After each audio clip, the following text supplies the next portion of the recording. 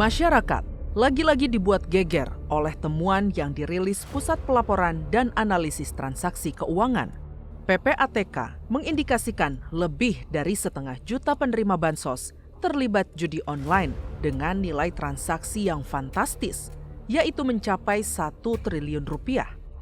Yang tak kalah mengejutkan, sebagian dari penerima bansos juga diduga terlibat dalam tindak pidana korupsi hingga aktif mendanai terorisme. Data ini dibeberkan setelah PPATK melakukan pencocokan nomor induk kependudukan atau NIK penerima bansos dengan nomor rekening yang digunakan untuk bertransaksi judi online. Hasilnya di tahun 2024, lebih dari 571.000 penerima bansos aktif bermain judi online. Tak tanggung-tanggung, jumlah transaksi dicatat mencapai 7,5 juta kali dengan total hampir 1 triliun rupiah. Kepala PPATK Ivan Yustiavandana menyebut pengecekan baru dilakukan terhadap penerima bansos di salah satu bank himbara.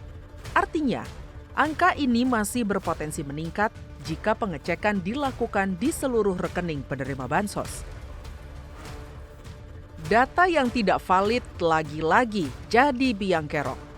Persoalan data lagi-lagi jadi penyebab karut-marut pemberian subsidi. Karena bersifat dinamis dan terus berubah, sudah seharusnya pemerintah memvalidasi data secara berkala dan berlapis.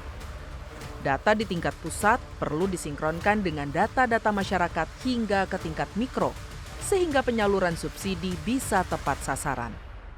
Perubahan data terpadu kesejahteraan sosial menjadi data terpadu sosial ekonomi nasional tak boleh hanya mengubah judul saja, tetapi harus jadi solusi mengakar. Metode pengambilan dan pemutakhiran data, penentuan kelayakan menerima bansos, hingga mekanisme pemberian bantuan harus diatur dengan jelas. Kalau saya pikir validasi datanya itu jangan satu titik.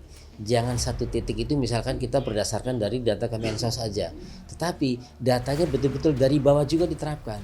Dalam hal dari pemerintah desa misalkan. Dari pemerintah desa dari RT, RW setempat yang betul-betul validasi tepat sasaran. Bahwa masyarakat ini adalah masyarakat yang miskin ke bawah gitu ya, menengah ke bawah gitu. Jangan sampai mereka asal data, kemudian begitu diklarifikasi datanya tidak tepat. Ini yang harus dilihat karena sudah terbukti banyak yang data-data yang selama ini banyak yang tidak valid tapi tetap mendapatkan bansos. Oleh karena itu data terpadu baik dari Kementerian Sosial kemudian yang dirilis daripada Badan Statistik Nasional ini yang harus kita pegang sehingga betul-betul bisa kemudian pelaksanaannya, pengawasannya harus terpadu sehingga bisa kita ketahui sasarannya sudah sesuai dengan apa yang kita inginkan. Pemerintah mengancam akan memasukkan para pelaku penyalahgunaan bansos untuk judol ke dalam daftar hitam. Namun, penyelesaian persoalan ini tak boleh berhenti di situ. Kedepannya, pemerintah harus melakukan evaluasi kebijakan pemberian bansos secara menyeluruh, mulai dari akurasi data, jenis bantuan yang tepat, mekanisme distribusi bansos, hingga mengkaji efektivitas dan dampak dari kebijakan ini. Bansos mulanya diberikan sebagai jaring pengaman, sebagai solusi jangka pendek bagi masyarakat untuk bertahan. Secara jangka panjang, pemerintah harus memikirkan cara memberdayakan masyarakat secara berkelanjutan agar mampu keluar dari kemiskinan. Pemerintah harus memegang peranan besar dalam mengangkat dan meningkatkan harkat hidup rakyat agar judol tak mampu lagi menjerat. Bantuan sosial sifatnya stimulan untuk mensupport dalam jangka waktu yang tertentu. Jadi perlu koordinasi juga dengan pemerintah daerah dalam rangka meningkatkan taraf hidup mereka. Sehingga kita perlu mencarikan program-program yang mereka bisa keluar dari kemiskinan.